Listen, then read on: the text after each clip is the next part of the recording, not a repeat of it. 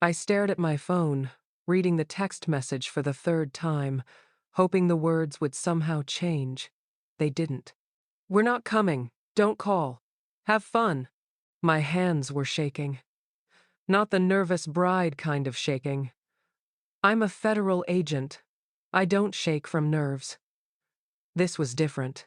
This was the kind of shaking that happens when your world tilts sideways and nothing makes sense anymore. My parents had been planning this wedding with me for over a year. My mother had picked out her dress 6 months ago and wouldn't stop talking about how she was going to cry during the ceremony.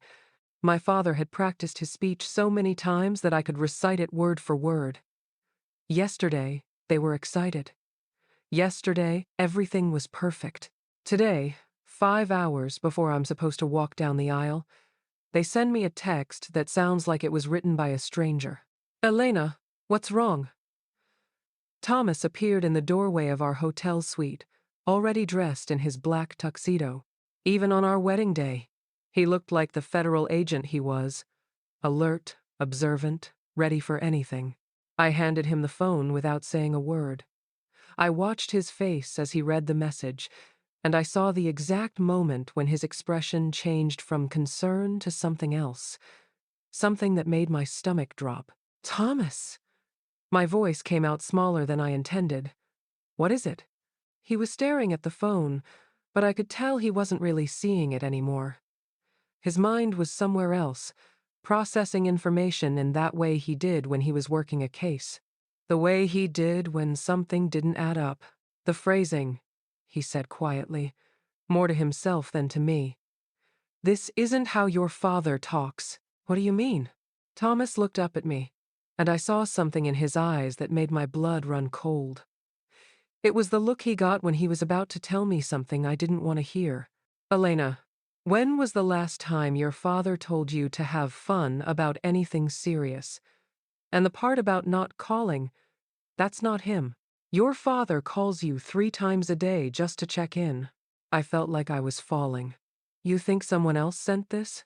"I think—" He paused, pulling out his own phone. "I think this might be connected to our case. Our case. The wedding vendor fraud ring we'd been investigating for months. The case that had consumed our lives for the past 8 weeks. The case that had us working late nights and early mornings. The case that we'd promised each other we wouldn't let interfere with our wedding day." "No," I said, backing away from him. "No, Thomas. You're being paranoid. This is just my parents being dramatic. You know how they are." But even as I said it, I knew he was right. The text was wrong. Everything about it was wrong. Thomas was already dialing. "Rodriguez? It's Brennan. We need to move now." A pause. "Yes, now. Something's happened." I watched him make 2 more calls, each one shorter than the last. Each one using code words I recognized from our operations. My wedding day was turning into a federal case, and I didn't understand how or why. When he finished the third call, Thomas turned back to me with that calm, controlled expression he wore when he was about to do something dangerous. "Elena, I need you to trust me.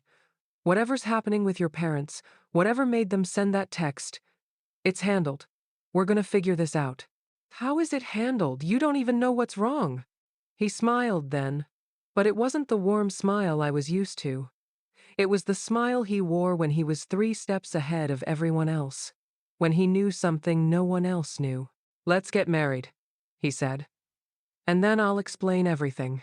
My phone buzzed in his hand. Then again, and again. 50 missed calls were about to change everything I thought I knew about my family, my wedding, and the case that had just become very, very personal. 2 months earlier, I was sitting in my cybercrime unit office, staring at lines of code that didn't make sense.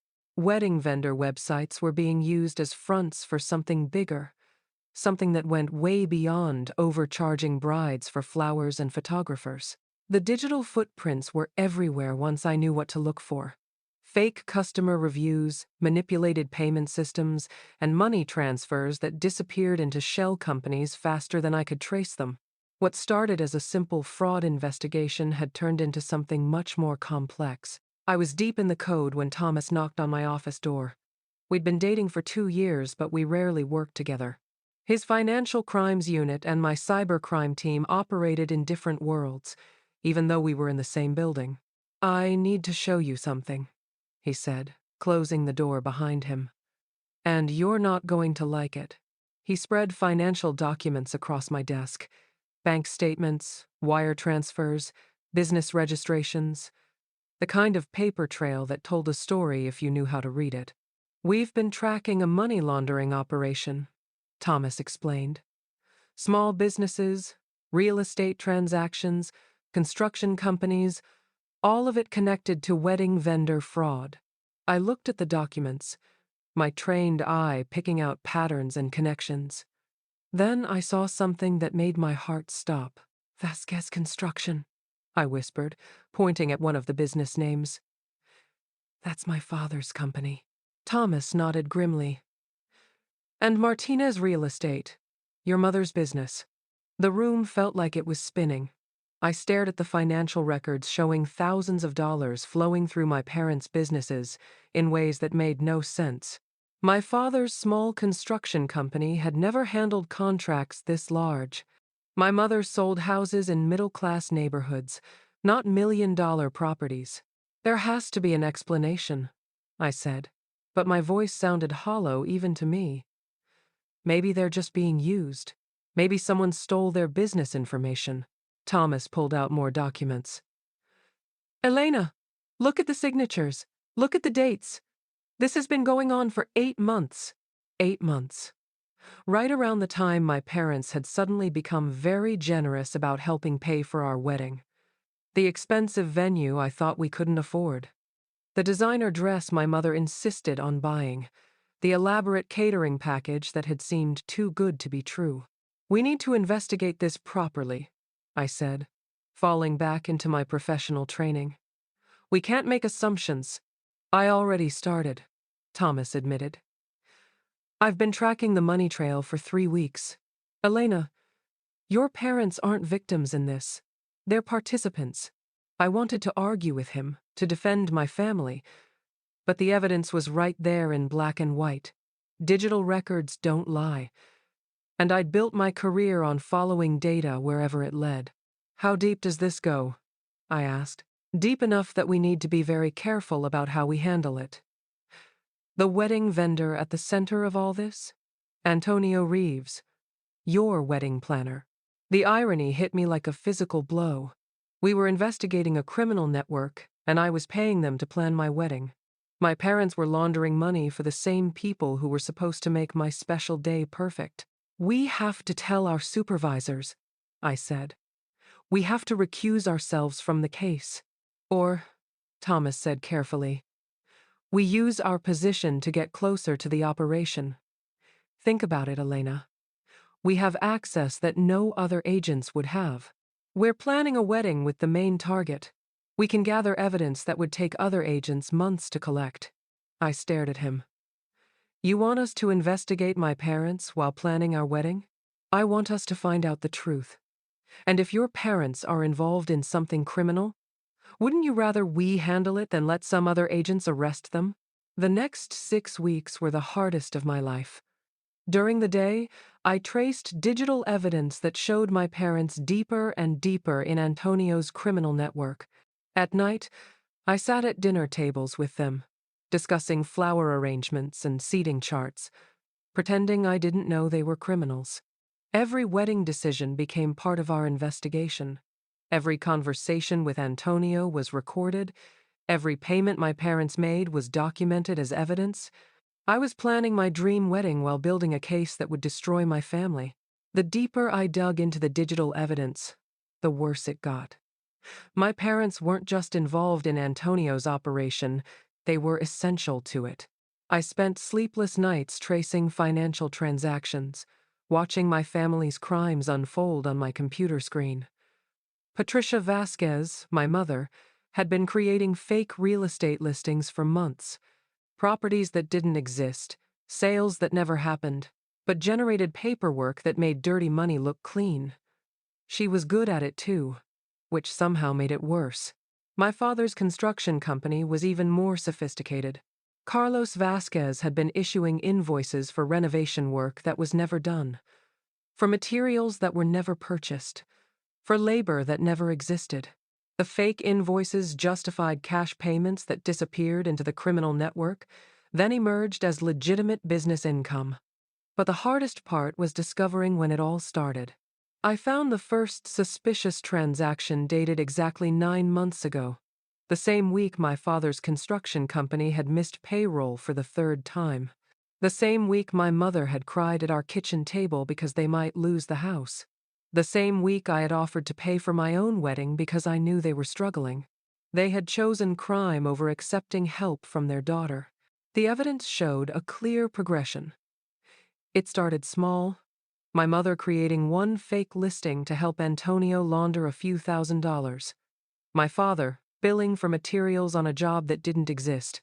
But as the money started flowing, they got greedy. Or maybe they got scared.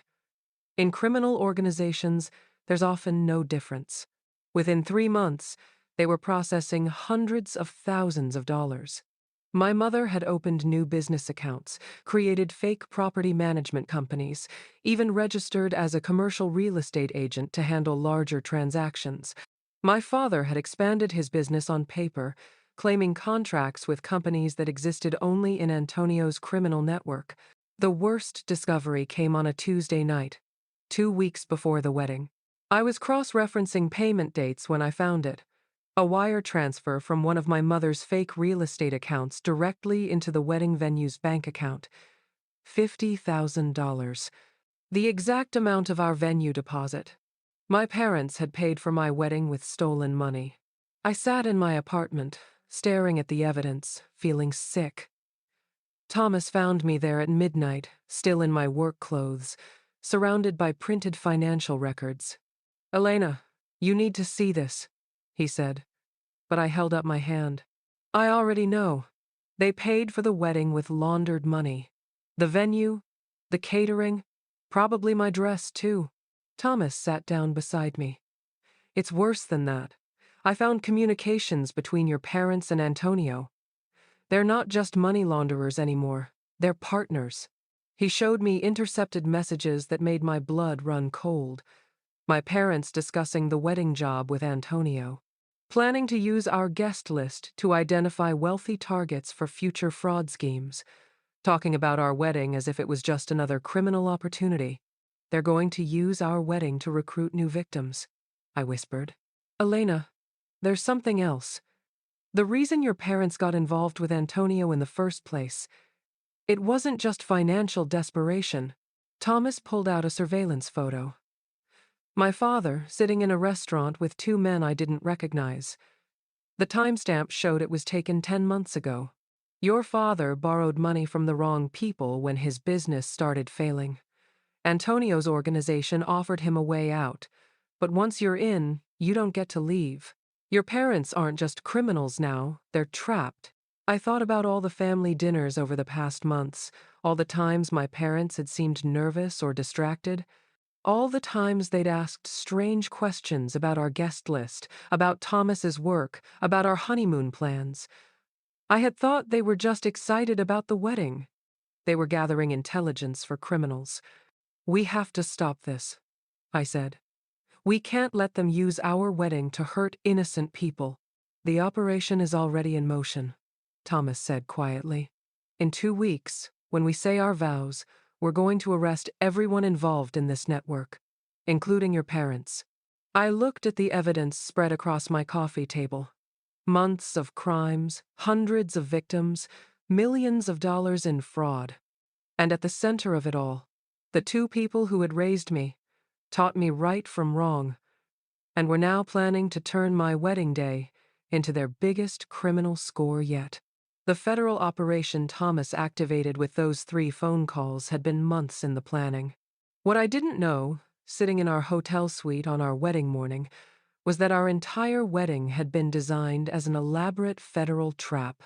For the past 6 weeks, while I thought we were just gathering evidence, Thomas had been coordinating with multiple federal agencies to use our wedding as the final stage of the investigation. Every decision we made about the ceremony had been carefully calculated to serve the operation. The venue we chose wasn't just beautiful. It had multiple exit points that could be easily controlled by federal agents. The guest list we'd agonized over wasn't just about who we wanted to celebrate with us. It was about creating the perfect mix of real guests and undercover agents. Even our seating chart had been designed to position suspects where they could be easily monitored and apprehended. Agent Rodriguez had been posing as our photographer for the past month, documenting not just our engagement photos, but also surveillance footage of Antonio and his associates. Agent Cole had been working undercover as a wedding coordinator's assistant, giving her access to all the vendor communications and financial transactions. The 3 calls Thomas made that morning activated the final phase. The first call was to Rodriguez, confirming that all surveillance equipment was in place and that the arrest teams were positioned around the venue. The second call was to Cole, authorizing her to begin intercepting all digital communications from Antonio's network. The third call was to our supervising agent, confirming that the operation was a go. What made this operation so complex was that it had to work on multiple levels. We needed to catch Antonio and his criminal network in the act, but we also needed to protect the innocent wedding guests who had no idea they were walking into a federal sting operation. Most challenging of all, we needed to arrest my parents without creating a public spectacle that would traumatize our families and friends. The plan required me to act like a normal bride while wearing a wire, and knowing that I was about to watch my parents get arrested. For weeks, I had been practicing how to smile and laugh and act excited while federal agents positioned themselves among our wedding guests. Thomas had been gathering evidence for months, but the final pieces of the puzzle had only come together in the past week. We discovered that Antonio's network was planning to use our wedding as cover for their biggest money laundering operation yet. They were going to process over $2 million in illegal transactions during our ceremony, using the chaos and celebration to mask their criminal activity. My parents were supposed to be key players in this final operation. They had been tasked with identifying wealthy guests who could become future fraud targets, and with facilitating several large financial transactions during the reception. The money they were laundering wasn't just from wedding vendor fraud anymore. It was connected to drug trafficking, human trafficking, and international organized crime. The federal operation had to be perfectly timed. If we moved too early, the criminals would scatter and we'd lose the chance to arrest the entire network. If we moved too late, they would complete their money laundering operation and disappear with millions of dollars in criminal proceeds. The most difficult part of the operation was keeping it secret from me until the very end. Thomas and his team had decided that I was too emotionally involved to be trusted with the full operational details. They were right. If I had known that my wedding day was going to end with my parents in handcuffs, I might have warned them or tried to stop the operation.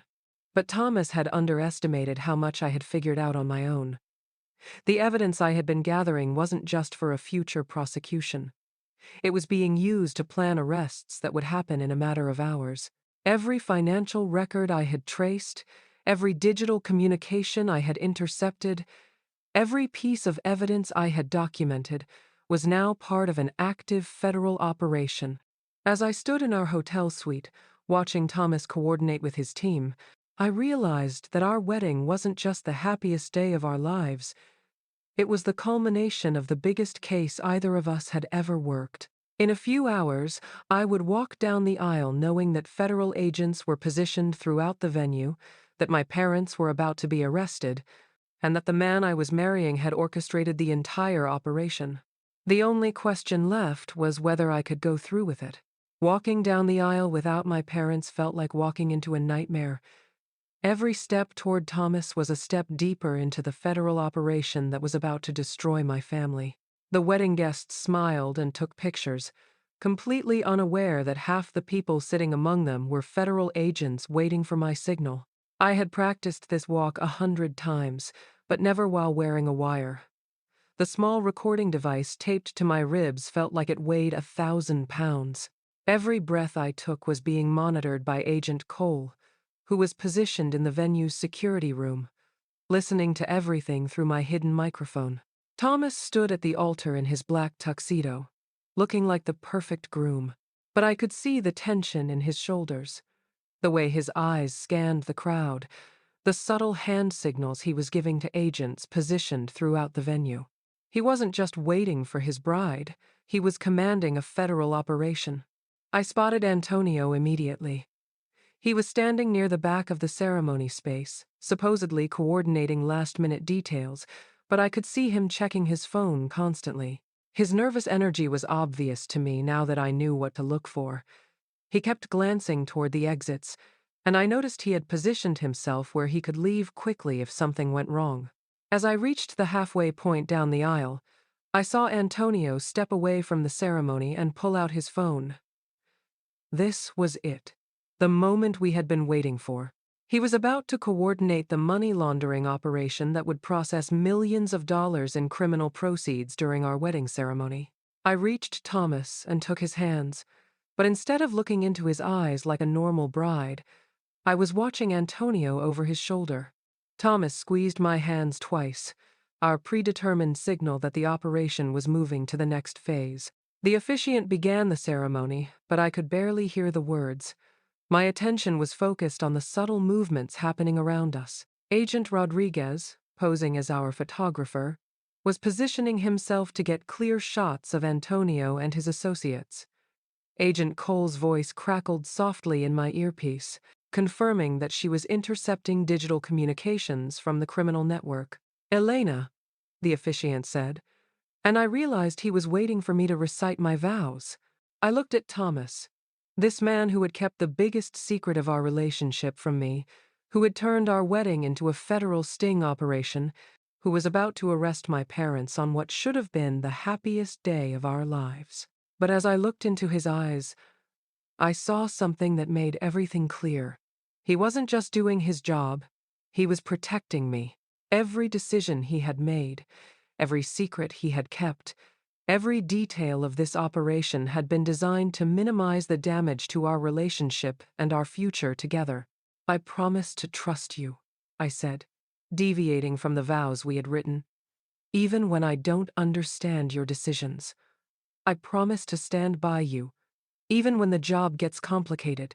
And I promise to love you, even when loving you means making impossible choices." Thomas's eyes widened slightly. He understood that I knew more about the operation than he had realized. "I promise to protect you," he replied, also going off script, "even when protection means keeping secrets. I promise to choose us, even when the job demands everything. And I promise to love you enough to do the hard things, even when they hurt." The officiant was about to pronounce us married when my phone, which Agent Cole was monitoring remotely, began buzzing in Thomas's pocket. Once, twice, then continuously. The 50 missed calls were starting. Thomas's hand moved to his earpiece, and I saw his expression change. Something had gone wrong. "Now," he said quietly, and suddenly the wedding ceremony exploded into chaos. Federal agents emerged from among our wedding guests, revealing themselves and moving toward Antonio and his associates. Antonio tried to run, but Agent Rodriguez blocked his path to the exit. Guests screamed and ducked for cover, thinking we were under attack. "Federal agents!" Thomas shouted, his voice carrying over the chaos. "Everyone remain calm and stay seated." My phone was buzzing frantically in his pocket. 50 missed calls from my parents, who were watching the news coverage of federal raids happening at their daughter's wedding, realizing that their criminal network had just been destroyed. The chaos at the altar lasted only minutes, but it felt like hours. As federal agents secured Antonio and his associates, I stood there in my wedding dress, watching my carefully planned day transform into a crime scene. The guests who weren't undercover agents sat in stunned silence, trying to understand what they had just witnessed. Thomas was coordinating with his team through his earpiece while trying to calm our terrified families. My grandmother was crying, thinking we were under some kind of terrorist attack. Thomas's parents looked like they were in shock, probably wondering what kind of family their son had married into. Elena, Agent Cole appeared at my side. We need to get you somewhere private. Your phone hasn't stopped ringing. She led me to a small room behind the altar while Thomas continued managing the scene. My hands were shaking as I finally looked at my phone. 53 missed calls, dozens of text messages, all from my parents. The first few messages were frantic. Elena, are you okay? What's happening at your wedding? We're seeing it on the news. But as I scrolled through them, the tone changed dramatically. My parents had figured out what was really happening. We know you know, my mother had texted. We're so sorry, baby. We never wanted you to find out this way. My father's messages were more desperate. Elena, please call us. We can explain everything. We were trying to protect you. We were trying to get out. The final message, sent just minutes ago, made my blood run cold. They're coming for us. We love you. We're sorry we missed your wedding. We're sorry for everything. I sank into a chair, still wearing my wedding dress, reading messages from my parents who were about to be arrested for crimes I had helped investigate. The irony was devastating.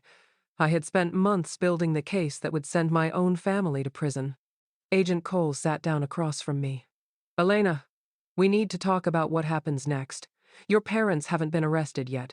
They're at their house, and we have agents positioned outside, but they haven't tried to run. What do you mean they haven't tried to run? They're just sitting there. Our surveillance team says they're not packing, they're not making calls, they're not doing anything.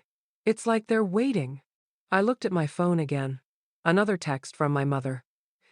We know we deserve this. We just want to talk to you first, please. The weight of everything hit me at once. My parents were criminals. They had used my wedding to launder money for organized crime. They had paid for my special day with stolen money. But they were also the people who had raised me, who had taught me right from wrong, who had sacrificed everything to give me opportunities they never had. I need to call them, I said. Elena, that's not a good idea. Anything you say could compromise the investigation. The investigation is over. You arrested Antonio and his network. You have all the evidence you need. My parents are sitting in their house waiting to be arrested. What could I possibly compromise? Agent Cole looked uncertain. I need to check with Thomas. No, I said, standing up. I'm calling my parents. I'm a federal agent. I know how to handle this professionally. But I'm also their daughter, and they deserve to hear from me before their lives are destroyed. I dialed my mother's number. She answered on the first ring. Elena? Her voice was broken, desperate. Mom, I know everything. I know about Antonio, about the money laundering, about all of it. Baby, we never wanted you to get involved. We were trying to keep you safe. Safe from what? From the truth? From justice? Safe from them. My father's voice came on the line. Elena, when we got involved with these people, they made it clear that our family was collateral. If we tried to leave, if we didn't cooperate, they would hurt you. Everything we did was to protect you. I closed my eyes, feeling the weight of their words. Dad, you could have come to me. I'm a federal agent. I could have helped you. And put you in danger? Make you choose between your family and your job? We couldn't do that to you. So instead, you chose to become criminals. The silence on the other end of the line was deafening. We're ready, my mother finally said. We're ready to face the consequences. We just needed to hear your voice first. The drive to my parents' house felt surreal. I was still in my wedding dress, sitting in the back of a federal vehicle with Thomas beside me, heading to arrest my own family. The irony wasn't lost on me. Most brides spend their wedding night celebrating with their families, not facilitating their surrender to federal authorities. Thomas had convinced our supervisors to let me handle the surrender personally.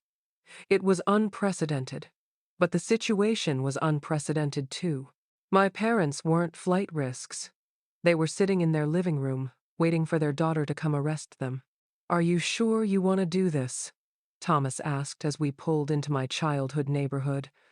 "Rodriguez can handle the arrest. You don't have to be the one."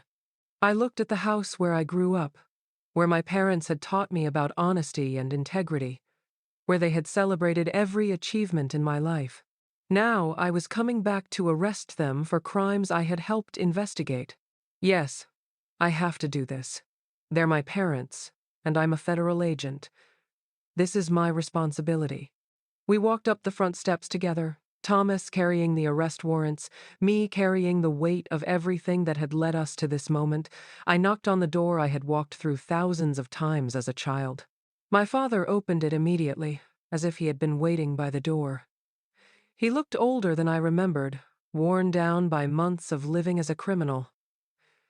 My mother appeared behind him, her eyes red from crying. "Elena," she whispered, "you look beautiful. I'm so sorry we missed your wedding." "You didn't miss it," I said, stepping inside. "You were there. Your crimes were there. Everything you did with Antonio was part of our wedding day." We sat in the living room where I had done homework as a child, where we had celebrated Christmas mornings, where my parents had taught me the difference between right and wrong. Now I was here to arrest them for choosing wrong. "We need to talk about what happens next," Thomas said, taking out the arrest warrants. "You're both facing federal charges for money laundering, conspiracy, and fraud. But because you're cooperating, because you're surrendering voluntarily, the prosecutors are willing to discuss plea agreements." My father nodded. "We'll cooperate fully. We'll testify against Antonio's network, provide all the financial records, whatever you need. We just want to minimize the damage to Elena's career." "My career?" I stared at him. "Dad, you're going to prison. Mom's going to prison. My career is the least of our problems." "No," my mother said firmly. "Elena, you're a good agent. You did your job, even when it meant investigating your own family. That takes integrity. Don't let our mistakes destroy what you've built." I felt tears starting, the first tears I had allowed myself since this nightmare began. How could you do this? How could you get involved with criminals and then use my wedding to hurt innocent people? "Because we were scared," my father said simply. "When my business failed, when we were about to lose everything, Antonio offered us a way out. We thought it would be temporary, just until we got back on our feet. But once you're in, they don't let you leave. You could have asked me for help and watch our daughter sacrifice her future to save us. Never." Thomas cleared his throat. "We need to do this officially now." He read them their rights, the same rights I had heard him read to countless criminals over the years. But hearing him read them to my parents felt like a knife in my chest. As he put the handcuffs on them, my mother looked at me one last time. "Elena, I know you can't forgive us right now, but someday, I hope you'll understand that everything we did wrong, we did because we love you." "I understand," I said, and I meant it. "I understand that you chose crime over trusting me. I understand that you chose to protect me by becoming the kind of people I've dedicated my life to stopping. I understand that you loved me enough to break my heart." The federal agents led my parents away, and I stood in my childhood home, still wearing my wedding dress, finally understanding that being a federal agent means sometimes the people you love most become the people you have to arrest. Thomas took my hand. "Come on, Mrs. Brennan. Let's go home." For the first time that day, I smiled. Despite everything, we were married. Despite everything, we had chosen justice together. Despite everything, we were stronger because we had faced the hardest choice any law enforcement officer can face, and we had chosen right.